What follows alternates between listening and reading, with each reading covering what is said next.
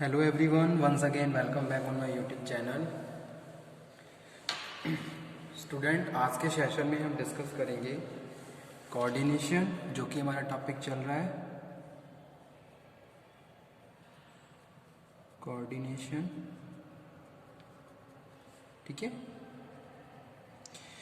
Previous video lecture में हमने concept of coordination और कैरेक्टरिस्टिक्स ऑफ कोऑर्डिनेशन कवर कर लिए थे, जिसको मैं अगेन एक बार फिर डिफाइन कर देता हूँ।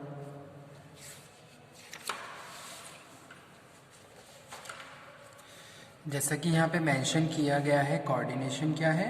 Coordination is the integration, synchronizing और orderly arrangement of group efforts to provide for unity of action directed toward the accomplishment of common objective. ठीक है, अगर मैं सिंपल तरीके से आप लोगों को समझाऊं कोऑर्डिनेशन क्या है, तो अगर हम किसी ऑर्गेनाइजेशन में काम कर रहे हैं तो वहाँ पे हमारे क्या है, कुछ कॉमन गोल्स हैं जिनको अचीव करने के लिए हमें क्या करना है, ग्रुप में काम करना है। ओके, जैसे कि कोई ग्रुप है या फिर अगर हम डिपार्टमेंट में काम करते हैं तो वो भी एक क्या है, ग्रुप की तरह ही हम जुड़े हुए हैं आपस में। अब हमें क्या करना है, जो इंडिविजुअल जितने भी लोग काम कर रहे हैं उनके एफर्ट्स को भी क्या करना है, सिंक्रोनाइज करना है। ठीक है, यानी कि सबको आपस में जितने भी उनके अलग अलग एफर्ट्स हैं उनको एक साथ लाके यूनिटी बना के काम करना है, ताकि हम अपने टास्क को बहुत अच्छे से और बहुत कम काम में टाइम में, ठीक है, यानी कि जो भी एक तरीके से एक्चुअल जो वर्ड है, एफिशिएंसी और इफेक्टिवनेस के साथ हम अपने टास्क को कंप्लीट करें, ताकि हम जो भी हमारे कॉमन गोल्स हैं वो हम अचीव कर लें। तो वो क्या है, कोऑर्डिनेशन है। तो कोऑर्डिनेशन में हम क्या कर रहे हैं, ग्रुप के एफर्ट्स को सिंक्रोनाइज कर रहे हैं, ठीक है, उनको इंटीग्रेट कर रहे हैं और उनको ऑर्डरली एक तरीके से सीक्वेंस वाइज अरेंज भी कर रहे हैं कि भाई किस तरीके से क्या काम किस तरीके से पूरा होना है और कैसे हम यूनिटी में काम करते हुए फाइनली अपने ऑब्जेक्टिव्स को अचीव कर सकते हैं। तो वो चीज़ क्या है, कोऑर्डिनेशन है। ठीक है, जैसे कि 5 लोग एक साथ काम कर रहे हैं तो पांचों के बीच कोऑर्डिनेशन है। इट मीन्स कि वो क्या कर रहे हैं, अपने एफर्ट्स को एक साथ यूज कर रहे हैं। ठीक है, इन पांचों के एफर्ट्स को क्या किया गया, सिंक्रोनाइज किया गया, उनको एक साथ जो भी उनके डिफाइंड जॉब है उसके हिसाब से उनको ऑर्डरली वाइज उस पर प्लेस किया गया, और वो ये पांचों लोग क्या कर रहे हैं, एक ही डायरेक्शन में मूव कर रहे हैं, जहां जाके वो अपने ऑर्गेनाइजेशन के कॉमन पर्पस या जो भी गोल्स हैं उनको अचीव कर सकते हैं। तो ये क्या है, कोऑर्डिनेशन। ठीक है, सेकंड डेफिनेशन इसीलिए यहाँ पे लिखी हुई है, coordination aim at achieving the desired objectives, यानी कि हमारे जो भी डिजायर्ड ऑब्जेक्टिव्स हैं to business by directing individual activities and resulting in unified harmonious action. ठीक है, जैसे कि अगेन मैं एक एग्जाम्पल और कोट करता हूँ यहाँ पे, ताकि आप लोगों को और अच्छे से समझ में आ जाए। एक लीडर है, लीडर क्या कर रहा है, अपने फॉलोवर्स को लीड कर रहा है, और ये इसके क्या है, 5 फॉलोवर्स हैं। ठीक है, अब ये इन पांचों फॉलोवर्स में कोऑर्डिनेशन होना चाहिए। कोऑर्डिनेशन के लिए वो क्या करेगा, प्रॉपर कम्युनिकेशन होगा सब में। ठीक है, उनके एफर्ट्स को क्या कर दिया, एक साथ सिंक्रोनाइज कर दिया।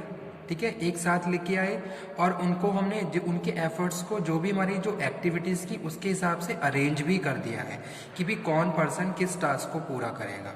ठीक है, तो इस तरीके से हमने उनके एफर्ट्स को क्या करा, सिंक्रोनाइज कर लिया, यानी कि एक साथ इकट्ठा करा, और साथ के साथ जो भी हमारी एक्टिविटी है उसके हिसाब से हमें हर बंदे को एक डेफिनेट या एक टास्क असाइन कर दिया। तो ये क्या है, कोऑर्डिनेशन है, यानी कि वो लोग क्या कर रहे हैं, कोऑर्डिनेशन बना के काम कर रहे हैं और अपने जो भी उनके गोल हैं, कॉमन पर्पस हैं, ऑर्गेनाइजेशन के ऑब्जेक्टिव्स हैं, उसको वो अचीव कर रहे हैं। ठीक है, तो ये क्या है, कोऑर्डिनेशन है। तो लीडर क्या कर रहा है, फॉलो कर रहा है फॉलोवर्स को और उनको कोऑर्डिनेट करके चल रहा है, ताकि वो अपनी जो भी उनकी परफॉर्मेंस है उनको इंक्रीज करते हुए फाइनली जो भी ऑब्जेक्टिव्स हैं उनको अचीव कर लें। ठीक है, अगर मैं एज अ सीनियर काम कर रहा हूँ तो मैं यही हमेशा मेरी यही कोशिश रहेगी कि भी मेरे जितने भी सबऑर्डिनेट हैं उनके बीच आपस में कोऑर्डिनेशन होना बहुत जरूरी है। जैसे कि हमने कल भी एक डेफिनेशन में बात करी थी कि coordination must be in all levels of organization. हम चाहे किसी भी लेवल्स की बात करें, चाहे टॉप लेवल की बात करें, चाहे मिडिल, चाहे लोअर, हर लेवल पे कोऑर्डिनेशन होना जरूरी है, तभी हम क्या कर सकते हैं, प्रॉपरली जो भी हमारे जो डिजायर्ड रिजल्ट्स हैं उनको हम अचीव कर सकते हैं। ठीक है, अब आ जाते हैं आज के टॉपिक पे। जो आज का टॉपिक है वो क्या है, कल हमने कैरेक्टरिस्टिक्स कवर कर लिए थे, आज के टॉपिक में हम डिस्कस करेंगे importance importance of coordination.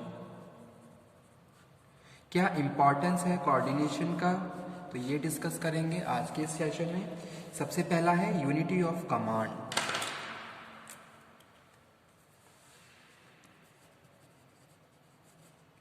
Unity of command, ठीक है। Here we are talking about an enterprise can be successful in achieving its objective only if the employee of the enterprise cooperate the maximum extent, ठीक है। यानी कि जो लोग हैं आपस में कोऑपरेटिव हैं, वो क्या कर रहे हैं, यूनिटी बना के काम कर रहे हैं, और उस ऑर्गेनाइजेशन में क्या है, यूनिटी ऑफ कमांड का प्रिंसिपल फॉलो हो रहा है।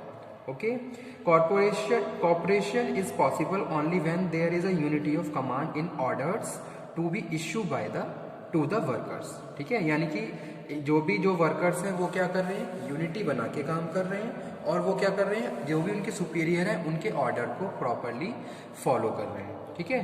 For the unity of command coordination of all the departments and all the activities of the enterprise become necessary, ठीक है। तो पहला इंपॉर्टेंस यही है कोऑर्डिनेशन का, यूनिटी ऑफ कमांड होती है। जो यूनिटी ऑफ कमांड का प्रिंसिपल है वो फॉलो होता है।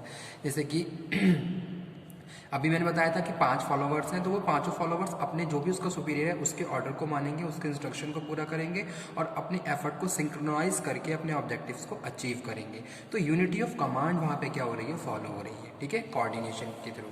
सेकंड हम बात कर रहे हैं unity of diversification. Unity of diversification in an enterprise all employee are different nature, opinion and ability, ठीक है। सबके पास अलग अलग उनका नेचर है, उनके ओपिनियंस हैं, उनकी एबिलिटी डिफरेंट होती है। Their needs, liking, disliking and ambitions are different. The activities perform by them are also diversified, ठीक है। तो इस हिसाब से उनकी क्या होगी, एक्टिविटीज भी अलग होंगी। So it become necessary to establish effective coordination among them to achieve the predetermined objectives, ठीक है। तो इसलिए हमें यहाँ पे ज़रूरी है कि भाई जो भी हमारे प्री डिटरमाइंड ऑब्जेक्टिव्स हैं उसको अचीव करें बाय प्रॉपर कोऑर्डिनेशन। क्योंकि हमें पता है कि अगर कोई भी सुपीरियर है उसके अंडर में सबऑर्डिनेट काम कर रहे हैं तो उसका डिफरेंट नेचर है, उनके ओपिनियंस अलग है, उनकी एबिलिटी अलग है। तो इस केस में अगर आप यूनिटी ऑफ वहाँ पे उन्हें प्रॉपरली लीड कर रहे हो, उनको कोऑर्डिनेट करके चल रहे हो, तभी वो ऑर्गेनाइजेशन के ऑब्जेक्टिव्स को अचीव कर सकते हैं। अदरवाइज कॉन्फ्लिक्ट वहाँ पे हो सकते हैं या फिर टाइम कंज्यूमिंग प्रोसेस ज़्यादा हो सकता है, ठीक है। तो जो सेकंड इंपॉर्टेंस है वो क्या है, यूनिटी ऑफ डाइवर्सिफिकेशन। यानी कि क्या है, बहुत सारे एफर्ट, मतलब कि अलग अलग तरीके की पर्सनैलिटी, एटीट्यूड और एबिलिटी आपको मिल रही है तब, लेकिन उसके बाद भी आप क्या कर रहे हो, उनके एफर्ट्स को सिंक्रोनाइज करते हुए फाइनली जो भी कॉमन पर्पस है उसके लिए उनको लीड कर रहे हो, ठीक है। तो वो चीज़ यहाँ पे हम बात कर रहे हैं as a importance of coordination, जो कि है यूनिटी ऑफ डाइवर्सिफिकेशन। उसके बाद जो थर्ड है increase in efficiency. Increase in efficiency, ठीक है। It establish harmonious adjustment among the activities of different employees of the enterprise to enable them to discharge their duties and effectively and efficiently, ठीक है। तो कहीं ना कहीं क्या हो रही है, हमारी एफिशिएंसी इंक्रीज हो रही है। लोग बहुत अच्छे से काम कर रहे हैं, अपने एफर्ट्स को एक यूनिटी बना के पॉजिटिव डायरेक्शन में यूज़ कर रहे हैं। तो कहीं ना कहीं वेस्टेज नहीं है, टाइम कंज्यूमिंग नहीं है, कम कॉस्ट में हम ज़्यादा से ज़्यादा एफर्ट्स लगा के अपना आउटपुट दे रहे हैं। तो ये सारी चीज़ें कहीं ना कहीं हमारी एफिशिएंसी को बढ़ा रही हैं just because of the coordination. तो थर्ड इंपॉर्टेंस यही है, इंक्रीज इन एफिशिएंसी। आपकी काम में एफिशिएंसी बढ़ रही है जिसका रिजल्ट आपको देखने को मिल रहा है, ठीक है। उसके बाद फोर्थ नंबर पे जो ऑब्जेक्टिव है, इम्पॉर्टेंस है, वो है डेवलपमेंट ऑफ एम्प्लॉयज़।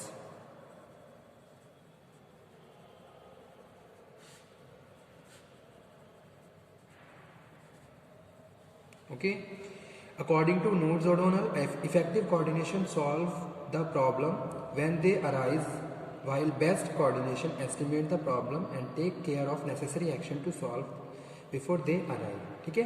तो यहाँ पे हम किसकी बात कर रहे हैं, एम्प्लॉयज़ के डेवलपमेंट की बात कर रहे हैं। अगर हम बहुत सारी चीज़ों को आपस में अपने एफर्ट्स को सिंक्रोनाइज कर रहे हैं तो कहीं ना कहीं हम आपस में भी एक दूसरे से सीख रहे हैं। ठीक है, अगर दो लोग एक साथ काम कर रहे हैं तो अपने अपने व्यूज़ को भी शेयर करेंगे, नॉलेज शेयर करेंगे, स्किल्स भी आपस में क्या होंगे, शेयर होंगे। तो कहीं ना कहीं ये सारी चीज़ें उनकी लर्निंग को इम्प्रूव करेंगी, डेवलप करेंगी। तो वही चीज़ें हम बात कर रहे हैं, डेवलपमेंट ऑफ एम्प्लॉयज़। ठीक है, और साथ के साथ they know very well about कि भी किस तरीके से ऑर्गेनाइजेशन में काम किया जाता है और किस तरीके से अपने जो भी हमारे कॉमन ऑब्जेक्टिव्स हैं उनको हम अचीव कर सकते हैं। ठीक है, तो कहीं ना कहीं क्या हो रहा है, डेवलपमेंट हो रहा है एम्प्लॉयज़ का। तो वो चीज़ यहाँ पे हम बात कर रहे हैं as a importance of coordination. 5th number पे हम बात कर रहे हैं increase in morale.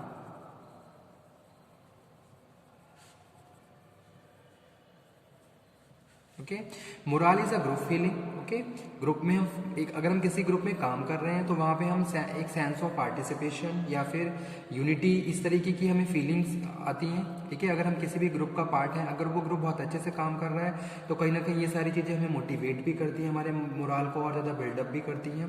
Coordination develop the feeling of employ and thus increase the morale of employees. If there is a lack of coordination among different department and different activities of the enterprise, the employ will not make their best effort. ठीक है, coordination नहीं होगा तो लोग अपने best effort को use नहीं करेंगे, okay, toward the achievement of organizational objectives. उसके बाद हम बात कर रहे हैं किसकी, टाइप्स ऑफ, सॉरी इससे पहले मैं डिस्कस करूंगा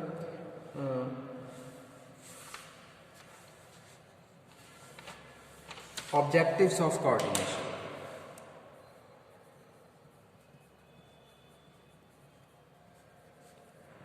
objectives of coordination easy topic है। ठीक है, इजीली आप अंडरस्टैंड कर सकते हो। Simply first of all you have to understand about the concept of coordination. बाकी ये सारे पॉइंट आपको बहुत इजीली समझ में आ जाएंगे। ठीक है, क्योंकि ये सारे क्या है, एज अ प्रिंसिपल हम ऑलरेडी डिस्कस कर चुके हैं, तो हमें आपस में कनेक्शन बना के बस अंडरस्टैंड करना है।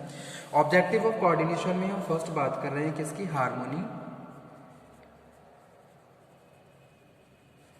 Of goal. ठीक है, तो क्या ऑब्जेक्टिव है कोऑर्डिनेशन का, क्यों हम कोऑर्डिनेशन को इतना प्रमोट करते हैं ऑर्गेनाइजेशन में, या फिर जो सुपीरियर है वो क्यों कोऑर्डिनेशन बनाता है अपने सबऑर्डिनेट के बीच में, तो उसके पीछे क्या है, हार्मनी ऑफ गोल। अगर हम किसी भी ऑर्गेनाइजेशन में काम कर रहे हैं तो हम क्या कर रहे हैं, किसी एक कॉमन पर्पस के लिए काम कर रहे हैं। अगर हम एक किसी ग्रुप का पार्ट है तो वहाँ पे भी हमारा कुछ कॉमन पर्पस है। अगर किसी डिपार्टमेंट में हम किसी एक पर्टिकुलर पोजीशन पे काम कर रहे हैं तो उसके वहाँ पे भी हमारे कुछ कॉमन ऑब्जेक्टिव्स हैं। ठीक है, तो जो भी हमारे कॉमन ऑब्जेक्टिव्स हैं उनको करने के लिए हमारे जो एफर्ट्स हैं वो सिंक्रोनाइज होनी चाहिए, पहली चीज़। ठीक है, और जो हमारे इंटरपर्सनल रिलेशन है वो हेल्दी होने चाहिए। तो ये सारी चीज़ें कहीं ना कहीं क्या करती हैं, हमारे गोल को भी क्या करती हैं, एक तरीके से रिफ्लेक्ट करती हैं। कि अगर हम काम कर रहे हैं किसी ऑर्गेनाइजेशन में, एज अ ग्रुप में काम कर रहे हैं, तो हमारे गोल जो भी हमारे जो ऑब्जेक्टिव्स हैं उनमें भी क्या है, हार्मनी दिखनी चाहिए। ठीक है, तो वो यहाँ पे हम बात कर रहे हैं कि भाई अगर 5 लोग एक साथ काम कर रहे हैं तो वो एक कॉमन पर्पस के लिए काम कर रहे हैं, जहाँ वो हार्मनी बना के काम कर रहे हैं, यानी कि उनके इंटरपर्सनल रिलेशन हेल्दी हैं, प्रॉपर कोऑर्डिनेशन है, प्रॉपर कम्युनिकेशन है। तो ये सारी चीज़ें कहीं ना कहीं हार्मोनी ऑफ गोल्स को लीड कर रही हैं। ठीक है, जिसके लिए वो एक डायरेक्शन में मूव कर रहे हैं। ठीक है, सब लोग अपने एफर्ट्स को एक साथ यूनिटी बना के एक पॉजिटिव डायरेक्शन में मूव कर रहे हैं, जहां जाके वो अपने कॉमन उनके जो भी ऑब्जेक्टिव्स और जो गोल्स हैं उनको अचीव कर पा रहे हैं। तो यहाँ पे जो मेन ऑब्जेक्टिव है वो क्या है, हार्मनी का है। यानी कि जो भी गोल है उसमें भी हम क्या कर रहे हैं, एक तरीके से हार्मनी रिफ्लेक्ट कर रहे हैं कि भाई आपस में हम पार्टिसिपेटिव हैं, कोऑपरेटिव हैं। ओके, हमारे बीच आपस में प्रॉपर कम्युनिकेशन है, यानी कि कोऑर्डिनेशन प्रॉपर क्या कर रहा है, इन सारी चीज़ों को लीड कर रहा है, जो गोल्स में भी हार्मनी को रिफ्लेक्ट कर रहा है। ठीक है, तो वो चीज़ पहला objective. Second objective, total accomplishment.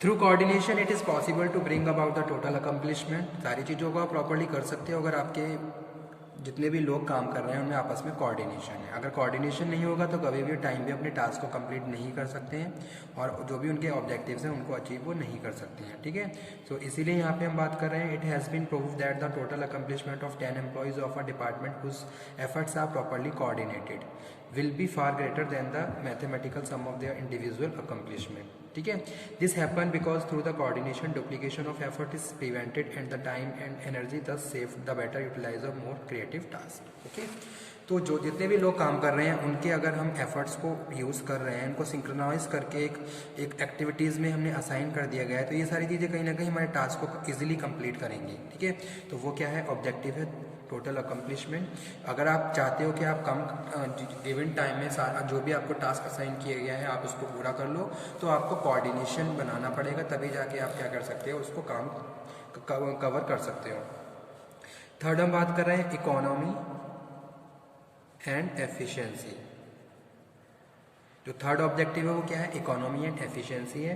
Coordination aim at a bringing about economy and efficiency in the organization. ठीक है, यानी कि क्या है, आप क्या कर रहे हो, आपके काम में भी एफिशिएंसी है और आप कम से कम कॉस्ट लगा के ज़्यादा से ज़्यादा आउटपुट दे पा रहे हो। तो ये सारी चीज़ें स्टूडेंट तभी आप लीड कर सकते हो जब आप कोऑर्डिनेशन में हैं, कोऑर्डिनेशन बना के काम कर रहे हैं। ठीक है, जैसे कि डुप्लीकेशन ऑफ एफर्ट्स वहाँ पे क्या हो जाएंगे, अवॉइड हो जाएंगे। Coordination will avoid the duplication of effort due to the there will be economy in labour. Okay, time कम लगेगा, इक्विपमेंट कम की ज़रूरत पड़ेगी। अगर आप अपने स्किल्स को प्रॉपर्ली यूज़ कर रहे हैं तो वहाँ आप ज़्यादा टाइम कंज्यूम नहीं करोगे। ओके, टाइम कंज्यूम नहीं करोगे और ज़्यादा आपको रिसोर्सेज की रिक्वायरमेंट नहीं होगी। तो ये सारी चीज़ें कहीं ना कहीं economy and efficiency in nature. तो थर्ड ऑब्जेक्टिव हमारा यही है, इकोनॉमी। उसके बाद नेक्स्ट हम बात कर रहे हैं लास्ट, जो कि है good human relation. Good human relation.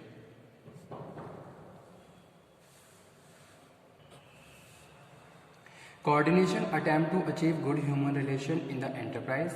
It makes authority responsibility relation clear. Okay, there will be less conflict among the personals.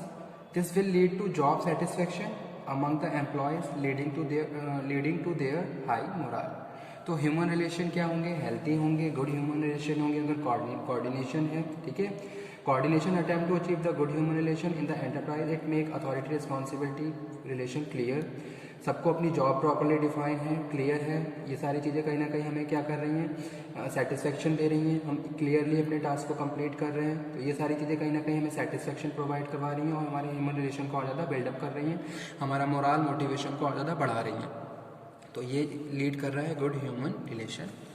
Okay, thank you very much.